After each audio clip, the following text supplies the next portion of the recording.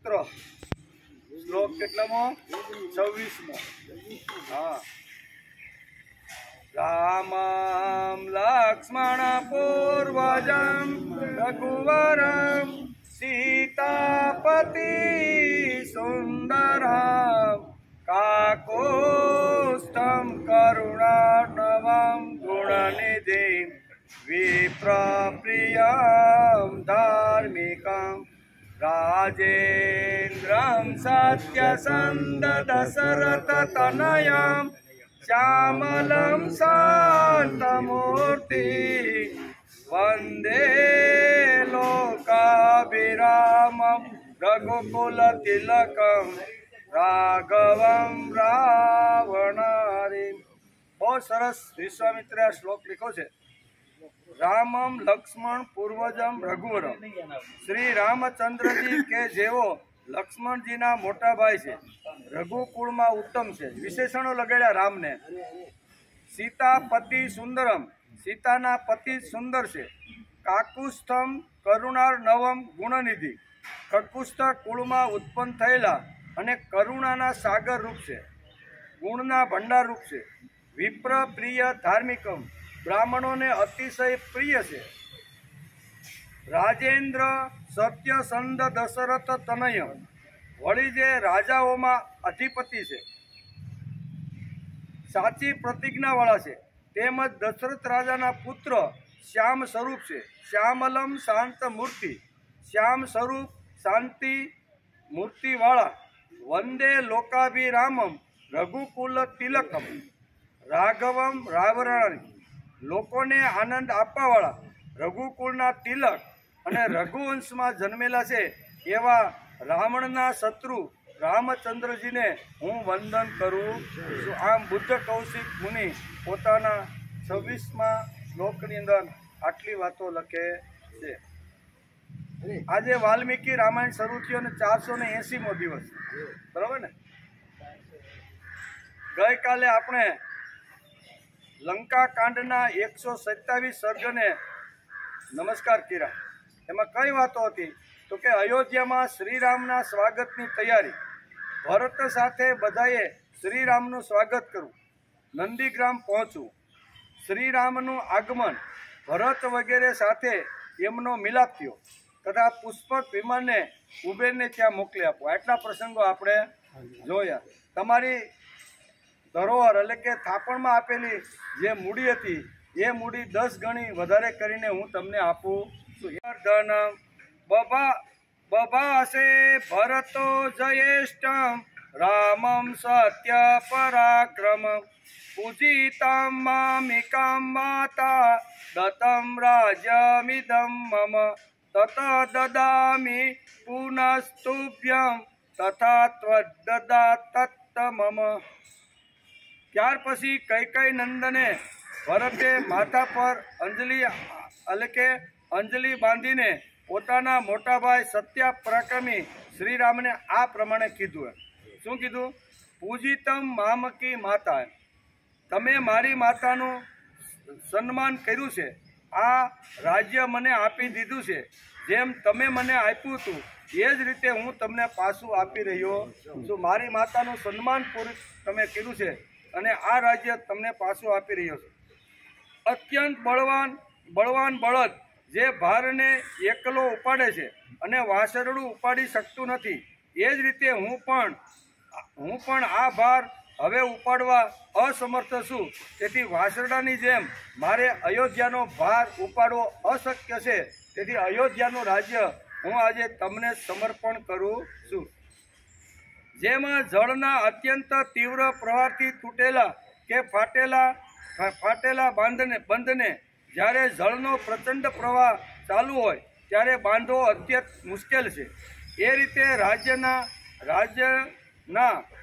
ખુલી ગયેલા છિદ્રને ઢાંકવું તમારા માટે હું અસંભવ માનું છું। તેથી હે રામ, આજે અયોધ્યાની ગાદી ઉપર હું તમને રાજ્યાસિંહાસન ઉપર બેસાડી અને હું તમારો રાજ્યાભિષેક કરું છું। આમ ભરત કહે છે। એ શત્રુ દમનવીર જેમ ગધેડું ઘોડાની અને કાગડો હંસની ગતિનું અનુસરણ કરી શકતો નથી, એ જ રીતે હું તમારા માર્ગનું રક્ષણરૂપી કૌશલનું અનુકરણ કરી શકું એમ નથી. બરોબર ને? ત્યાં બે ઉદાહરણો પણ આપ્યા છે. હે મહાબાહુ નરેન્દ્ર, જેમ ઘરની અંદર વાડીમાં એક વૃક્ષ રોપવામાં આવ્યું હોય, એ ચોંટી ગયું હોય, ચોંટીને બહુ મોટું વટવૃક્ષ થઈ ગયેલું હોય, એટલું મોટું કે એના ઉપર ચડવું મુશ્કેલ હતું. એનું થડ બહુ પહોળું અને જાડું હતું તથા એમાં ઘણી ડાળીઓ હતી. એ વૃક્ષ પર ફૂલ આવ્યા, પરંતુ પોતાના ફળ આપતા પહેલાં જ એ તૂટીને ધરાશાયી થઈ ગયું. રોપનારાઓએ જે ઉદ્દેશથી એ વૃક્ષ રોપ્યું હતું એનો લાભ તેઓ ન લઈ શક્યા. આ જ ઉપમા એ રાજાના માટે પણ આપી શકાય.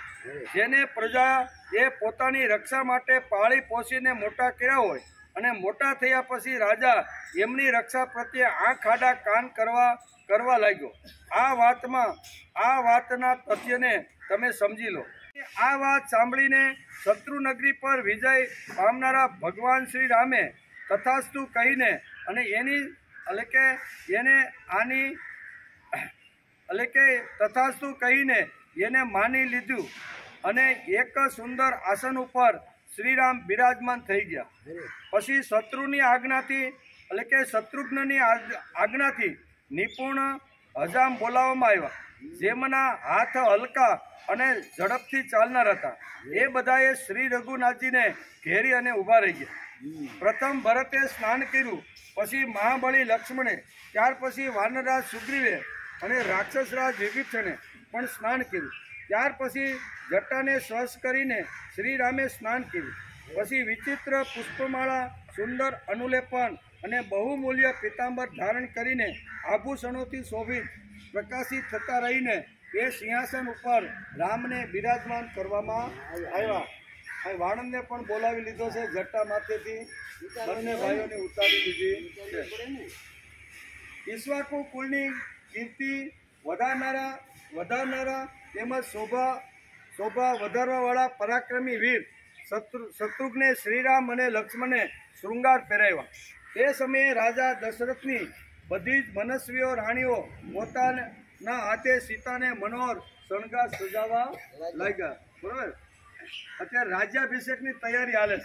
આજે ને આજ ભરત કહે છે કે આજે ને આજ રાજ્યાભિષેક મારે કરી દેવાનો છે. રાત્રિની રાહ જોવી નથી. બરોબર ને? ત્યાર પછી શત્રુઘ્નની આજ્ઞાથી સારથી સુમંત્રીએ એક સર્વાંગ સુંદર રથ તૈયાર કરીને લઈ આવ્યા. અગ્નિ અને સૂર્ય જેવા દેદીપ્યમાન એ રથને જોઈને શત્રુનગરી પર વિજય પ્રાપ્ત કરનારા મહાબાહુ શ્રીરામ એના ઉપર આરૂઢ થયા. સુગ્રીવ અને હનુમાનજી બંને દેવરાજ ઇન્દ્ર જેવા તેજસ્વી હતા. બંનેના કાનોમાં સુંદર કુંડળ શોભી રહ્યા હતા. એ બંને સ્નાન કરીને દિવ્ય વસ્ત્રોથી સજ્જ થઈને નગર યાત્રા કરવા ચાલ્યા. સુગ્રીવની પત્નીઓ અને સીતાજી સમસ્ત આભૂષણોથી વિભૂષિત અને સુંદર કુંડળોથી અલંકૃત થઈને નગર જોવાની ઉત્સુકતાથી વાહનોમાં બેસી અને અયોધ્યા નગરી આ સુગ્રીવની પત્ની તારા સાથે બધા નીકળ્યા છે, એવું વાલ્મીકી અત્યારે લખે છે. જનારા ધર્માત્મા સર્વગુણ સંપન્ન પવનપુત્ર હનુમાનજી પણ ઉત્તર દિશામાં મહાસાગરનું જળ તરત લઈને આવ્યા. તે શ્રેષ્ઠ વાનરો દ્વારા લેવાયેલા જળને જોઈને મંત્રીઓ સહિત શત્રુઘ્ને એ બધું શ્રી રામના અભિષેક માટે પુરોહિત વશિષ્ઠજી તથા અન્ય સુરતો સમર્પિત કરી દીધું. ત્યાર પછી જેમ આઠ વસુઓએ દેવરાજ ઇન્દ્રનો અભિષેક કર્યો હતો, એ જ પ્રમાણે વશિષ્ઠ, વામદેવ, જાંબાલી, કશ્યપ, કાત્યાયન, સુયજ્ઞ, ગૌતમ અને વિજય એ આઠ ઋષિગણ બ્રાહ્મણોએ સ્વસ્થ થઈ અને રામનો રાજ્યાભિષેક કર્યો. ત્યાર પછી બ્રહ્માજીએ બનાવેલા રત્નોથી સુશોભિત અને દિવ્ય તેજથી દેદીપ્યમાન કિરીટ મુગુટ એના દ્વારા સર્વપ્રથમ મનુ મહારાજનો અને ક્રમશઃ એમના બધા વંશધર રાજાઓનો અભિષેક થયો. જાત જાતના રત્નોથી અદ્ભુત સુવર્ણ નિર્મિત અને મહાન વૈભવથી શોભાયમાન થવા લાગ્યા। તે સમયે શત્રુઘ્નએ તેમના પર સુંદર શ્વેત રંગનું છત્ર ધર્યું। એક બાજુ વાનરરાજ સુગ્રીવ શ્વેત સામર હાથમાં લીધું છે અને બીજી બાજુ રાક્ષસરાજ વિભીષણે ચંદ્રમા જેવું ચમકદાર ચામર ઢોળવાનું શરૂઆત કર્યું અને આ રીતે રામનો રાજ્યાભિષેક બહુ સરસ રીતે અયોધ્યાની અંદર સંપન્ન થયો છે। ત્યાર એટલે કે ઉત્તમ મણીઓ જડેલા એ પરમ ઉત્તમ મુક્તહાર જે વાયુ દેવતાએ ભેટ આપ્યો હતો, જે ચંદ્રમાના કિરણો જેવો પ્રકાશિત થયો હતો, શ્રી રામચંદ્રજીએ સીતાના ગળામાં પહેરાવી દીધો। સાથે સાથે એમને કદી મેલ ન ચઢે એવા 2 વસ્ત્રો તથા બીજા સુંદર આભૂષણો અર્પણ કર્યા। વિદેહનંદિની સીતાએ પતિ તરફ જોઈને વાયુપુત્ર હનુમાનને કંઈક ભેટ આપવાનો વિચાર કર્યો। એ જનકનંદની પોતાના ગળામાંથી એ મુક્તાહારને કાઢીને વારંવાર સગા વાનરો તરફ તથા પતિ તરફ જોવા લાગ્યા। આવો સરસ મજાનો જે હાર હતો બરોબર, એ રામે સીતાને પહેરાવ્યો અને સીતા હાથમાં હાર લઈ અને ચારે બાજુ નજર કરે છે કે કોને આ હાર પાછો હું ભેટની અંદર આપું। એમની એ ચેષ્ટાને સમજીને રામચંદ્રએ જાનકી તરફ જોઈને કહ્યું કે હે સૌભાગ્યવતી શાલિની સીતાજી ભામિની, તમે જેના પર સંતુષ્ટ છો એને તમે આ હાર આપી દો, જેના ઉપર તમને કાંઈ કામ નથી। આ જો હાર મારા ભગવાનના કામમાં ન આવે, આ વૈદુર્ય મણિ અથવા રત્ન જડિત આવી રીતનો હાર મારા ભગવાનના કામમાં, રામના કામમાં ન આવે તો એ હારની મને કંઈ જરૂર નથી। આમ કરી અને એક એક હારના જે મોતી છે, કિંમતી મોતી, એ બધા હનુમાનજી તોડતા રહે છે। એવું વાલ્મીકી અહીં બહુ સરસ રીતે આપને સમજાવે છે। ત્યાં કહે છે કે તમને જે અનુકૂળ હોય તેને તમે આ હાર આપો, અને હનુમાનજીને હાર આપે છે એવું વાલ્મીકી લખે છે। ત્યારે સજ્જલ આંજા નેત્રો ધરાવતા માતા સીતાએ વાયુપુત્ર હનુમાનજીને જેમનામાં તેજ, જેમનામાં ધૃતિ, યશ, ચતુરતા, શક્તિ, વિનય, નીતિ, પુરુષાર્થ, પરાક્રમ અને ઉત્તમ બુદ્ધિ, આ સદગુણો સદા વિદ્યમાન રહે છે, એ હાર એમણે હનુમાનજીને આપી દીધો। એ હારથી કપિશ્રેષ્ઠ હનુમાન એ રીતે શોભવા લાગ્યા, જેમાં ચંદ્રમાના કિરણોમાં સમૂહ શ્વેત વાદળોના માળથી કોઈ પર્વત સુશોભિત થઈ રહ્યો હોય એવી રીતે હનુમાનજી શોભવા લાગ્યા। આ રીતે જે મુખ્ય અને શ્રેષ્ઠ વાનરો હતા એ બધાને વસ્ત્રો અને આભૂષણ આપી અને બધાનો સત્કાર કર્યો। અનાયાસે જ મહાન કર્મ કરનારા શ્રીરામે વિભીષણ, સુગ્રીવ, હનુમાન તથા જાંબલ વગેરે સગળા શ્રેષ્ઠ વાનરોને મનોવાંછિત વસ્તુ અને રત્ન દ્વારા યથાયોગ્ય સત્કાર કર્યો। એ બધા પ્રસન્ન ચિત્ત થઈને જેવા આવ્યા હતા એ રીતે પોતપોતાના સ્થાનો પર ચાલ્યા ગયા। ત્યાર પછી શત્રુઓને સંતાપ આપનાર મહીપતિ શ્રી રઘુનાથજીએ દ્વિદિક, મેદ, મલિન સામે જોઈને એ બધાને મનોવાંછિત ગુણો ધરાવતા બધા પ્રકારના ઉત્તમ રત્નો પણ ભેટ આપ્યા। આ રીતે ભગવાન શ્રી રામે રાજ્યાભિષેક જોઈને બધા મનસ્વી શ્રેષ્ઠ વાનરો રાજાધિરાજ શ્રીરામની વિદાય લઈને કિષ્કિંધા ચાલ્યા ગયા। વાનર શ્રેષ્ઠ સુગ્રીવે પણ શ્રીરામના રાજ્યાભિષેકનો ઉત્સવ જોઈને એમની પૂજા ગ્રહણ કરીને કિષ્કિંધા નગરીમાં પ્રવેશ કર્યો। મહાયશસ્વી ધર્માત્મા વિભીષણ પણ પોતાના કુળનો વૈભવ, પોતાનું રાજ્ય પ્રાપ્ત કરીને પોતાના સાથી શ્રેષ્ઠ નિશાસરોની સાથે લંકાપુરીમાં ચાલ્યા ગયા। પોતાના શત્રુનો વધ કરીને પરમ ઉદાર મહાયશસ્વી શ્રી રઘુનાથજી બહુ આનંદથી આખા રાજ્યનું શાસન કરવા લાગ્યા। જે ધર્મવત્સલ શ્રીરામે ધર્મજ્ઞ લક્ષ્મણને આ પ્રમાણે કહી દીધું। રાજ્યાભિષેક પૂરો થયો, આવેલા બધા અતિથિઓ અને જે રાજાઓ તે પોતપોતાના નિવાસ સ્થાન ઉપર જતા રહ્યા એમ વાલ્મીકી લખે છે। અનેક રામકાલીન વ્યવસ્થાઓ એમણે ઊભી કરી। 11,000 વર્ષ સુધી બંધારણની અંદર કંઈ ફેરફાર ન કરવો પડે એમાં મુખ્ય 4 વાત છે। પછી ઘણી બધી વાતો રામે સમાજમાં ઊભી કરી। રામકાલીન શાસન વ્યવસ્થા, રામકાલીન અર્થવ્યવસ્થા, રામકાલીન સમાજ વ્યવસ્થા અને રામકાલીન કુટુંબ વ્યવસ્થા, આ 4 ઉત્તમ જે વ્યવસ્થાઓ છે એમાં 11,000 વર્ષ સુધી કોઈ પ્રકારનો ફેરફાર ન કરવો પડે એવી રીતનું બંધારણ રામે સમાજની સામે રાજા બન્યા પછી આપ્યું છે. એમાં પહેલી વાત આવે છે રામકાલીન શાસન વ્યવસ્થા. એ વખતના અયોધ્યાનું શાસન વ્યવસ્થા કેવી રીતનું હતું એ વાલ્મીકીએ બહુ સરસ રીતે આપણે સમજાવવાનો પ્રયત્ન કર્યો છે. રામકાળમાં અષ્ટ અમાત્યોની સંસ્થા હતી. રાજ્ય સંસ્થા ચલાવનાર તે અમાત્યો પણ રાજા જેવા વિશુદ્ધ અને ચારિત્રવાળા હતા. 8 આવી રીતના કહે છે કે અમાત્યોની જે સંસ્થા હતી એમાંથી જે ચૂંટી કાઢવામાં આવે એનું ચારિત્ર પણ જોવામાં આવતું હતું. ચારિત્ર જોઈને જ એને મંત્રી પદ આપવામાં આવતું. આજની જેમ નહીં. આજે જ્યારે કોઈ આવી રીતની વાત કરે છે કે ભાઈ તમારા મંત્રીની અંદર આટલા દુર્ગુણો છે ને ચારિત્ર ભ્રષ્ટ એ કે એનું ચારિત્ર જોવો ને એની બુદ્ધિ જોવો. ઘણા લોકો શું કે એના ચારિત્રમાં દ્રષ્ટિ નાખવાની જરૂર નથી, એની કામ કરવાની પદ્ધતિ જોવો, એની બુદ્ધિ જોવો, એની અક્કલ જોવો, એની હોશિયારી જોવો. રામ રાજ્યમાં આવું હતું નહીં. રામ રાજ્યની અંદર આવી જે અમાત્ય જે સંસ્થાઓ છે એની અંદર જે મંત્રીઓને નિમવામાં આવતા હતા એનું બધું ચારિત્ર જોવામાં આવતું હતું કે ભાઈ જેને મંત્રી પદ આપવામાં આવે છે એનું ચારિત્ર કેવું છે. આજની જેમ કેવળ બુદ્ધિ કે પદવીને પ્રાધાન્ય આપવામાં આવતું ન હતું. શીલમાં માણસનું બધું વર્તન આવી જાય તે ચારિત્રની અંદર બધું જ વર્તન આવે.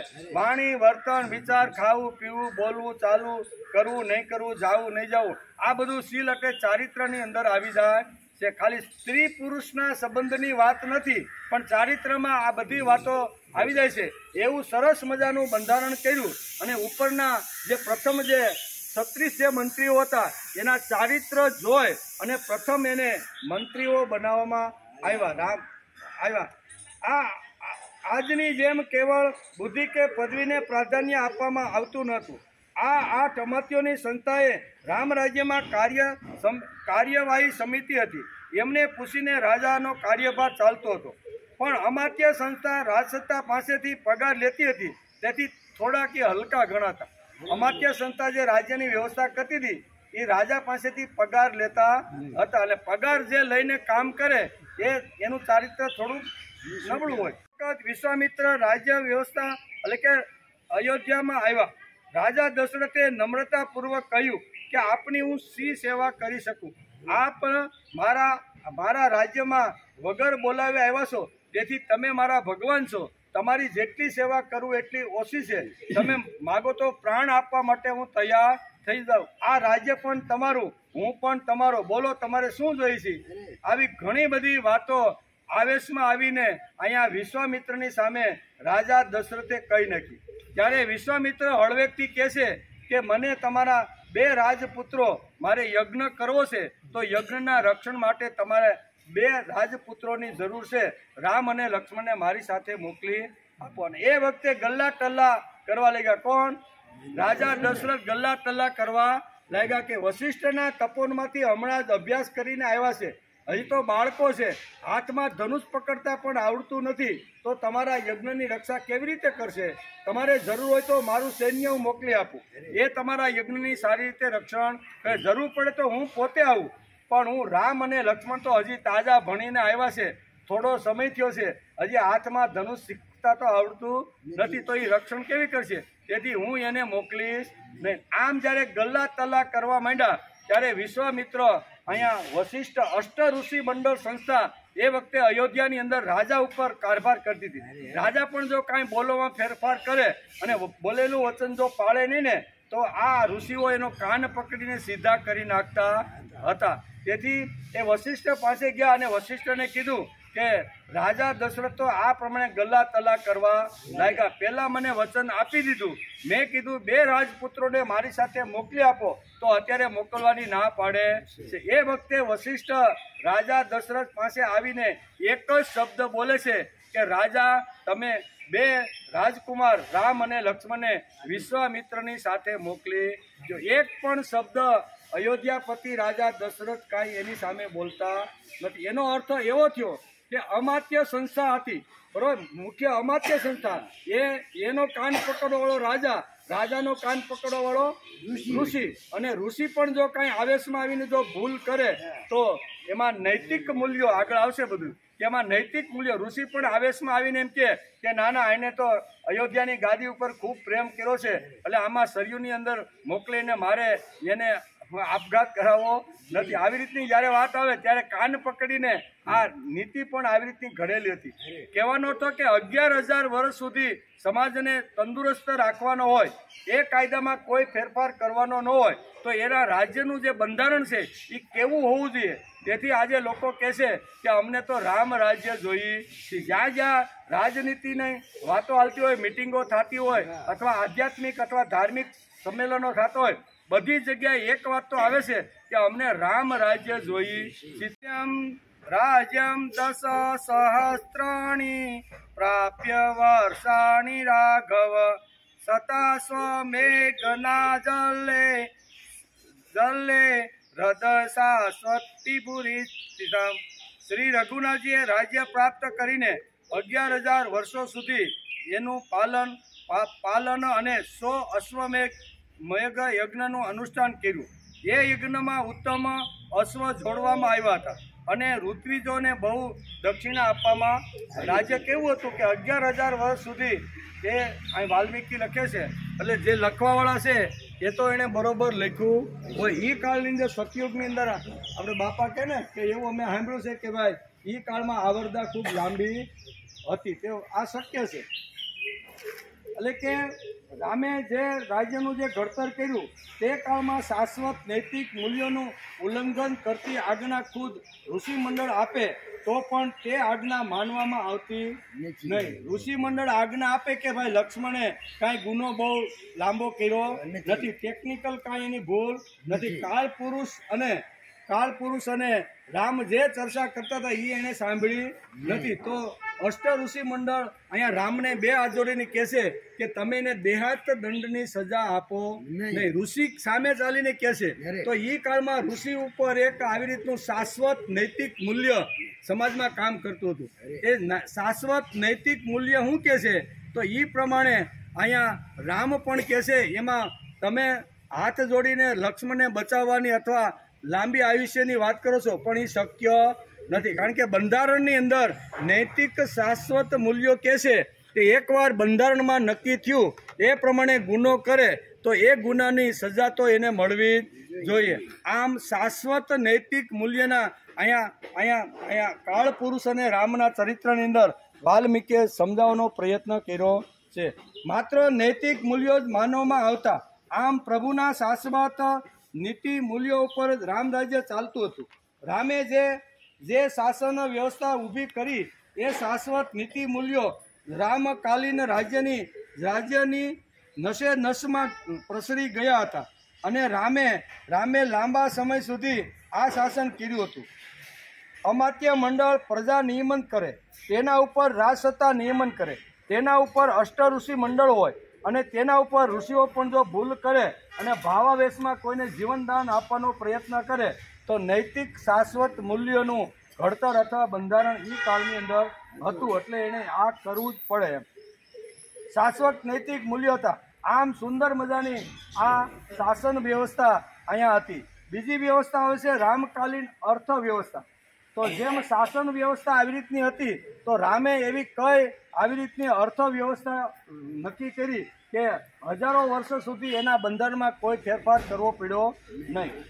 રામાયણમાં કંઈ એવું વિશેષ છે જેથી આજના જડવાદી દેશો પણ તેનું સંશોધન કરી રહ્યા છે.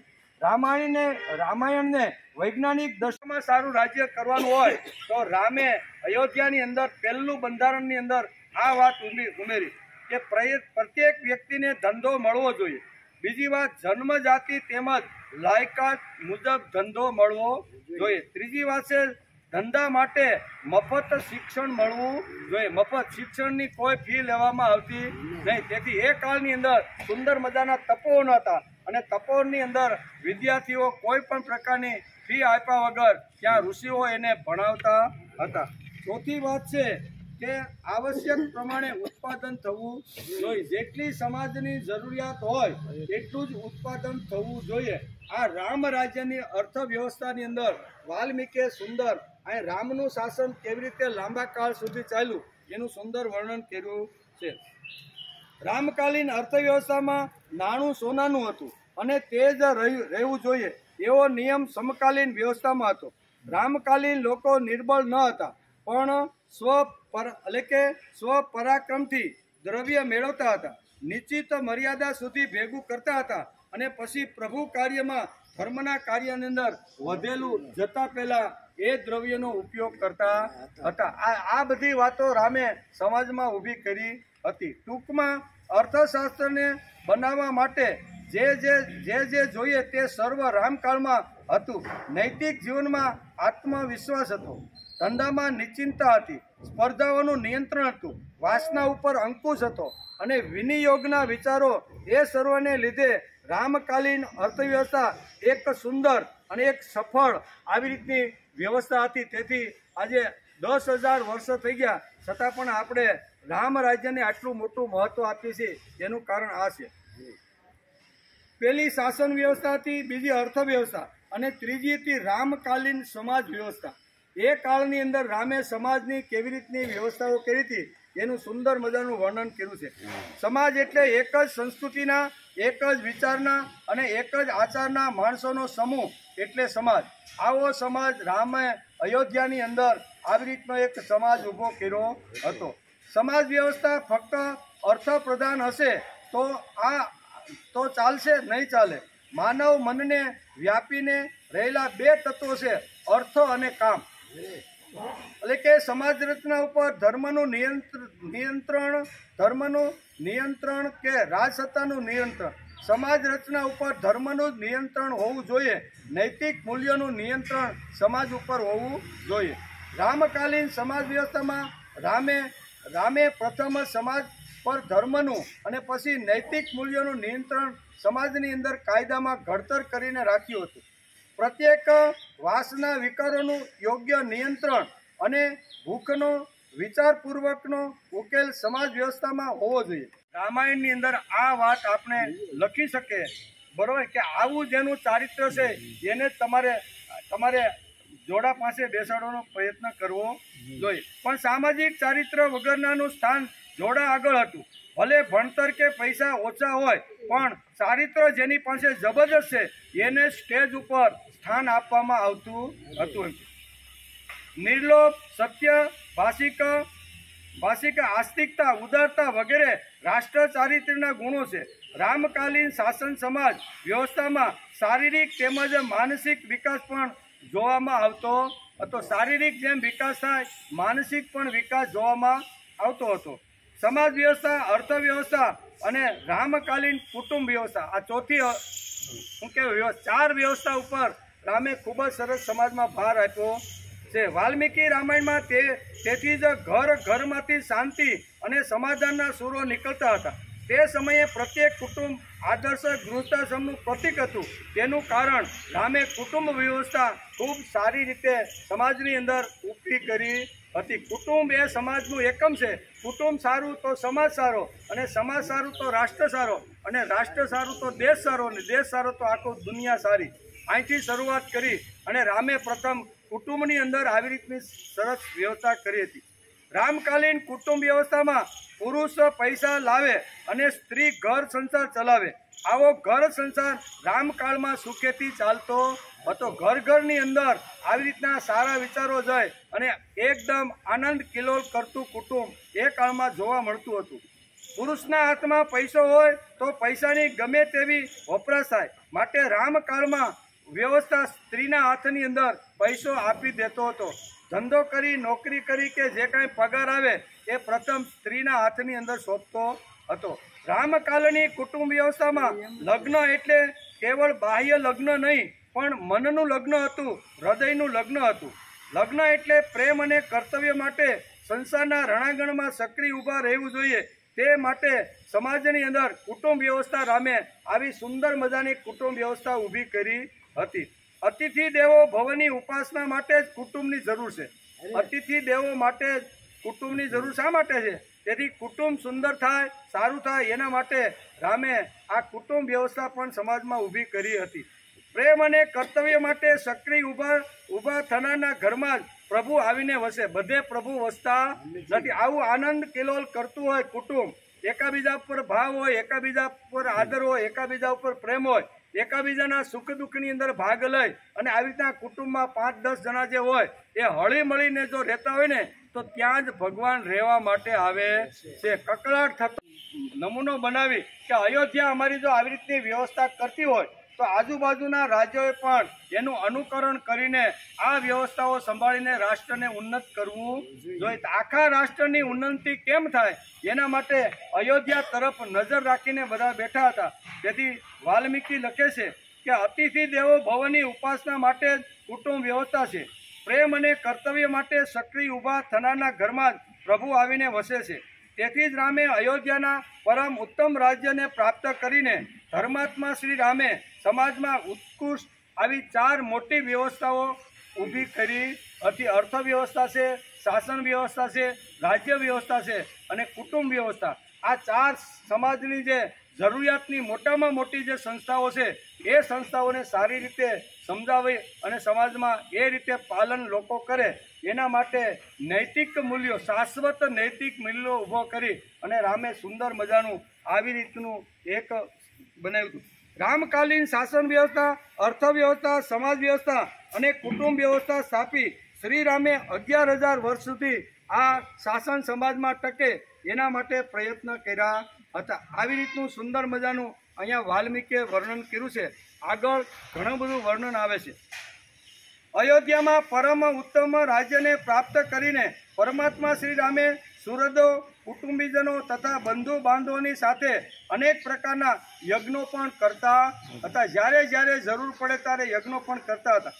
શ્રીરામના રાજ્ય શાસન કાળમાં કદી વિધવાઓનો વિલાપ સાંભળવા મળતો ન હતો. સર્પ વગેરે પુષ્ટ પ્રાણીઓનો ભય ન હતો. કોઈ પણ પ્રકારનો રોગનો ઉપદ્રવ રામકાળમાં કોઈ જગ્યાએ હતો નહીં. અત્યારે જેમ કોરોના આવે ને એવો કોરોના જેવા કાળ એ કાળમાં હતો નહીં.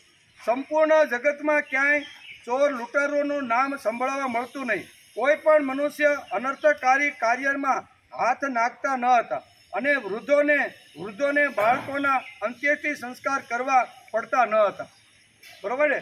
વૃદ્ધો પહેલાં જાય ને પછી યુવાન, એના પછી આખી ક્રમ હતો. પહેલાં કોઈ દિવસ બાળકે યુવાન જતો ને એવા એ કાળની સુંદર મજાની વ્યવસ્થા અને ભગવાને આવી રીતનું બધાનું તંદુરસ્ત શરીર પણ આપ્યું હતું. એટલે કે સૌ સદા પ્રસન્ન રહેતા હતા. બધા ધર્મપરાયણ હતા અને શ્રીરામ પર વારંવાર દ્રષ્ટિ રાખીને તેઓ કદી એકબીજાને કષ્ટ પહોંચાડતા ન હતા. શ્રીરામના રાજ્ય શાસનમાં લોકો હજારો વર્ષ સુધી જીવતા હતા. હજારો પુત્રો પિતા થતા હતા અને એમને કોઈ પ્રકારનો રોગ કે કોઈ પ્રકારનો શોખ એની પાસે ડોક્યું કરતો પણ ન. કર્મોથી સંતોષ હતો અને બધા એના પાલનમાં પરોયેલા રહેતા હતા. શ્રીરામના શાસનકાળમાં બધી પ્રજા ધર્મપરાયણ હતી, અસત્ય બોલતી ન હતી, સૌ ઉત્તમ લક્ષણોથી ઉત્પન્ન થતા હતા, એટલે કે સંપન્ન થતા હતા અને બધાએ ધર્મનો આશ્રય લીધો હતો. કહેવામાં આવ્યું છે કે એમાં એક વાક્યના માટે અહીં 10 ભાઈઓ સહિત શ્રીમાન રામે 11,000 વર્ષ સુધી રાજ્ય કર્યું. એમ આ ઋષિએ કહેલું આદિકાળ રામાયણ છે. તેની રચના પૂર્વકાળમાં મહર્ષિ વાલ્મીકીએ કરી હતી. આ ધર્મ, યશ અને આયુષ્યની વૃદ્ધિ કરનારું તથા રાજાઓને વિજય આપનારું આ સર્ગ છે. સંસારમાં જે માનવ સદા આનું શ્રવણ કરે છે એ પાપથી મુક્ત થઈ જાય છે. હવે એનું ફળ શું છે? રામાયણ વાંચીએ છીએ આપણે, એનું ફળનું પણ થોડાક શ્લોકોમાં વાલ્મીકીએ વર્ણન કર્યું છે. સંસારમાં જે માનવ સદા આનું શ્રવણ કરે છે એ પાપથી મુક્ત થઈ જાય છે. શ્રીરામના રાજ્યાભિષેકના પ્રસંગને સાંભળીને મનુષ્ય આ સંસારમાં જો પુત્રની કામના હોય તો પુત્ર, ધનની અભિલાષા હોય તો ધન પ્રાપ્ત કરે છે.